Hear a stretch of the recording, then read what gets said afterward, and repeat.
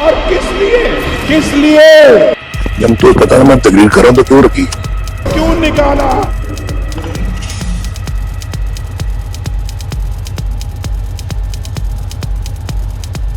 آپ کو کوئی وجہ سمجھ آتی ہے معقول؟ اور برطانیہ میں وہ ایک جھوٹ بول کر انہوں نے ایک ویزا لیا. کیوں بھائی کیوں؟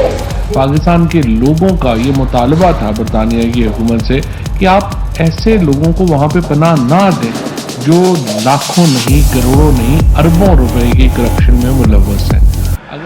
بسم اللہ الرحمن الرحیم.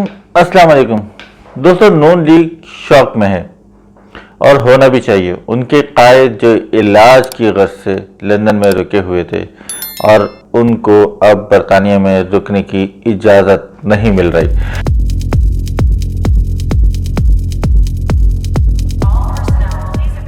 یہ یقیناً نون لیگ کے بیانیے کی، جس میں وہ کہتے تھے کہ نواز شریف علاج کے لیے لندن میں ہی موجود ہے، اس کی نفی ہے، اس کی تردید ہے. اور یہ برطانوی حکومت کی جانب سے بھی باضابطہ طور پر کہہ دیا گیا ہے، کیونکہ اگر ایسا نہیں ہوتا تو لندن کے ڈاکٹرز ان کو ایک سرٹیفکیٹ دے چکے ہوتے کہ نواز شریف شدید بیمار ہیں، وہ سفر نہیں کر سکتے.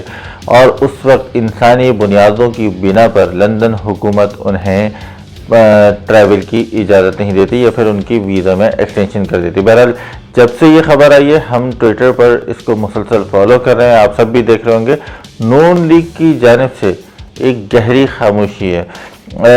جو اینٹ کا جواب پتھر سے والی بات ہے وہ ہوتا آ رہا ہے. ٹویٹر کے اوپر ایک ٹویٹ چلتا ہے، جواب میں درجنوں جو لیگی سوشل میڈیا بریگیڈ ہے وہ جواب میں آ چکی ہوتی ہے اور ایک طوفان بدتمیزی مچا ہوتا ہے دونوں جانب سے. بہرحال اس وقت کرنٹلی سچویشن یہ ہے کہ سوشل میڈیا پہ تحریک انصاف کے کھلاڑی جو لمبے لمبے چوکے چھکے مارے ٹرینڈز کر رہی ہیں ان کی چیزیں. اور جیسے ہم نے وہ سنا تھا کہ ماموں کا بیٹا آیا تھا تحریک انصاف کی حمایت میں، اسی طریقے سے جناب یہ خالہ کی بیٹیاں بھی آ چکی ہیں.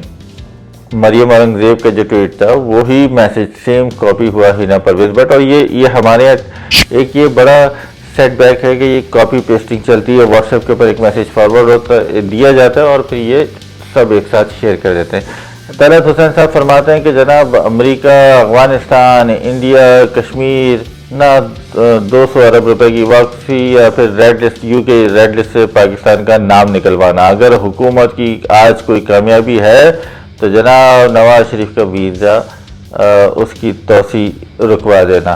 یہ جو ہے بیسیکلی طنز کر رہے ہیں کہ آپ نے بڑے بڑے فیٹف کے محاذ پر گرے لسٹ کی چیز ہو، ریڈ لسٹ کی ہو، آپ نے وہاں پر تو کوئی کامیابی دکھائی نہیں، لیکن یہاں پر آتے کے ساتھ ہی اس معاملے میں آپ کی جو کامیابی ہے وہ نظر آ رہی ہے اور آپ کی ساری فوکس ادھر تھا. حکومت نے کئی محاذوں پر کامیابیاں سمیٹی ہیں. ہاں یقیناً ہر حکومت کو کہیں نہ کہیں فائدے ہوتے ہیں، کہیں نہ کہیں نقصان بھی سامنا کرنا پڑتا ہے. ہم طلعت صاحب کا ٹویٹ چھوڑ دیتے ہیں، ہم جو اپوزیشن کی تنقید ہے وہ چھوڑ دیتے ہیں. عمران خان کا اس وقت سب سے بڑا دشمن کون ہے؟ نواز شریف، بلاول، آصف زرداری، شہباز شریف، مریم نواز یا الطاف حسین؟ عمران خان کا سب سے بڑا دشمن کیا دہشت گردی ہے؟ کیا عمران خان کا سب سے بڑا دشمن ترقی تعمیر ہے، اکنامی ہے؟ ہم یہ کہتے ہیں کہ اس طرف بھی عمران خان جو ہے وہ پراسپیرٹی کی طرف بڑھ رہے ہیں، بہتری کی طرف جا رہی ہے، لیکن عمران خان اپنے سب سے بڑے دشمن سے شکست کھا رہے ہیں.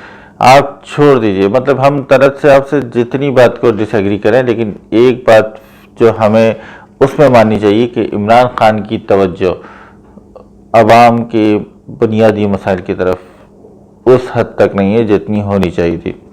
لوگوں کو روزگار چاہیے، لوگوں کو روٹی چاہیے، لوگوں کو کاروبار چاہیے. آپ عام آدمی کے گھر پر جائیں تو بہت برے حالات ہیں.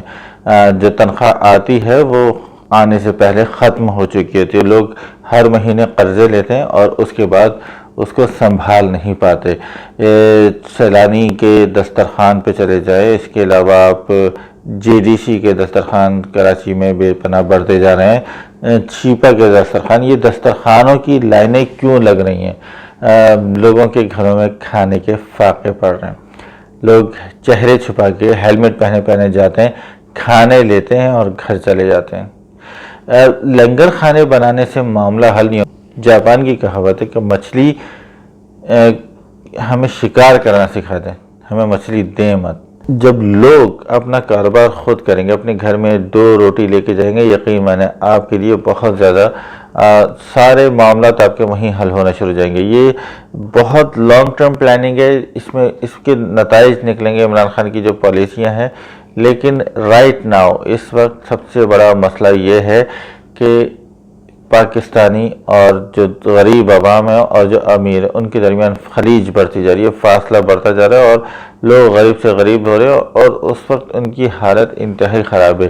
عمران خان کو دیکھا جائے تو اپنے اس سب سے بڑے دشمن مہنگائی سے، قیمتوں کی کنٹرول ہونے سے شکست کھا رہے ہیں۔ تو یہ عمران خان کے لیے ایک بہت بڑا سیٹ بیک بن سکتا ہے اور مستقبل میں عمران خان صاحب کو اس کا بہت نقصان ہو سکتا ہے۔